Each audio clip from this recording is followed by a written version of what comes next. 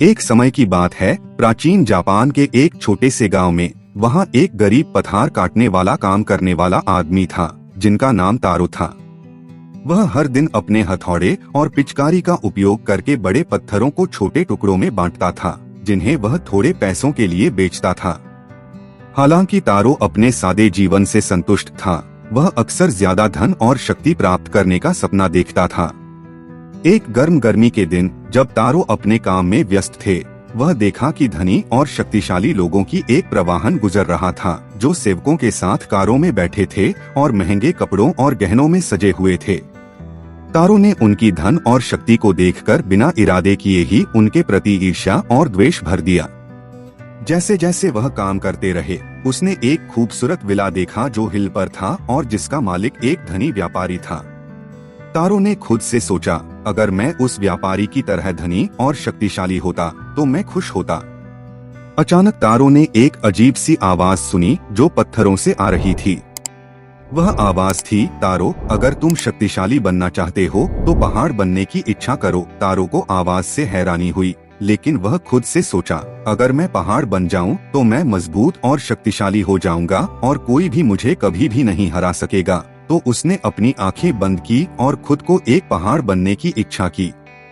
अपनी हैरानी के लिए उसको अचानक एक महान पहाड़ में बदल दिया गया, जो आकाश में ऊंचा ऊंचा खड़ा था। एक पहाड़ के रूप में तारो खुश था और संतुष्ट था। वह मजबूत और शक्तिशाली था और कोई भी उसे कभी भी हानि नहीं पहुंचा सकता था। लेकिन एक दिन एक तेज तूफान आया और हल्का फुल्का उस पर बरसात हुई। तारो ने यह अनुभव किया कि जैसे कि एक पहाड़ वह भी अभिजेत नहीं था। जब तूफान चल रहा था, तारो ने फिर से वह अजीब आवाज सुनी जो बोली, तारो, अगर तुम शक्तिशाली बनना चाहते हो तो नदी बनने की इच्छा करो। तारो ने नदी बनने की इच्छा की और वह एक महान नदी में बदल गए, जो घाटी में तेजी से और महात्मा से बह रही थी। नदी के रूप में तारो खुश था और संतुष्ट था। वह तेजी से और स्मूथली बह रहा था और उसने अपने चारों ओर की भूमि को पोषण दिया। लेकिन एक दिन एक समूह आदमी नदी के पास आए और उसे बंद कर दिया। नदी अब और नहीं बह सकती थी और तारो ने एहसास किया कि जैसे कि एक नदी वह भी अभिजेत नहीं था।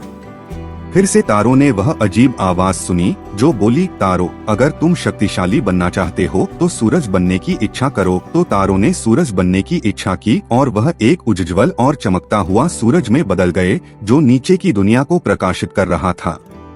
सूरज के रूप में तारो खुश और संतुष्ट थे। वह आकाश में चमक रहे थे, पृथ्वी को गर्मी पहुंचा रहे थे और सभी जीवों को प्रकाशित कर रहे थे। लेकिन एक दिन एक मोटी बादल आया और उसे ढक लिया, जिससे उसका प्रकाश पृथ्वी तक पहुंच नहीं सकता था।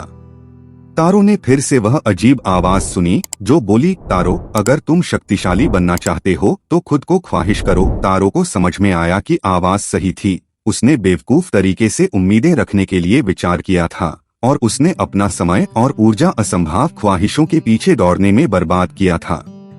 तारो ने तय किया कि वह खुद से और अपने पास जो है वहीं पर संतुष्ट रहेंगे। वह वापस पत्थर काटने का काम करने लगे, लेकिन उन्होंने अब वह धनी और शक्तिशाली लोगों को नहीं आमंत्रित किया। उन्होंने अपने सादे जीवन से संतुष्ट रहने का निश्चय किया और वह हर दिन कठिन मेहनत करते रहेंगे। अपने पास जो आशीर्वाद है उसके लिए कृतज्ञ रहेंगे।